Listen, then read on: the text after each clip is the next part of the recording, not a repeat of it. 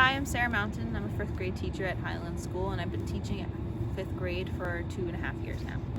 When the pandemic first occurred, it was very new and different, and I think a lot of kids and teachers felt alone at first, especially being on Zoom. It was new territory, but I think as the new school year went by, so the 2020-2021 school year went by, it became more of a community, and it became less foreign. People had an idea of somewhat what to expect, especially being remote. Teachers definitely had the support. I can speak from my own experience of my own team was a support, and other teachers in the school was a support. Everybody came together and didn't see it as just their classroom, but we saw the whole school as our whole classroom, essentially, and that it wasn't just your kids, it was our kids, and we were all there to help one another. A lot of kids were scared to be back in the classroom, to be in your home with your families and seeing such a limited amount of people, to being in a building with much more people in a group of people that you weren't necessarily in person with. It was very nerve-wracking for a lot of kids. A lot of kids were afraid to just be in the building.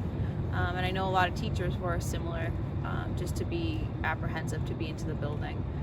And also just being back in school was a total shift. It had been about a year or more of being inside a building and being asked to learn and to focus, and a lot of kids didn't have that structure. The social emotional needs of students have been drastically changed since the pandemic. There always were social emotional needs before the pandemic, but I think the pandemic highlighted and made these needs much more significant, where they weren't being addressed fully, I think, during the pandemic. I think there are a lot of things that were put into slack.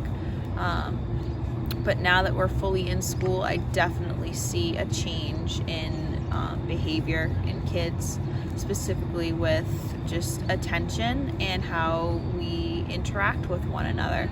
Attention has always been something that I think kids need to practice, and especially now, being back in school fully in person, that is something that needs to be practiced even more in school, and focusing on even just having a conversation and actively listening to one another is something that I'm practicing with 5th graders, which is you practice that in kindergarten and 1st grade, and it becomes a skill that typically in 5th grade it would be something that would be learned and practiced by now, but you explicitly have to teach those skills again because they weren't reinforced.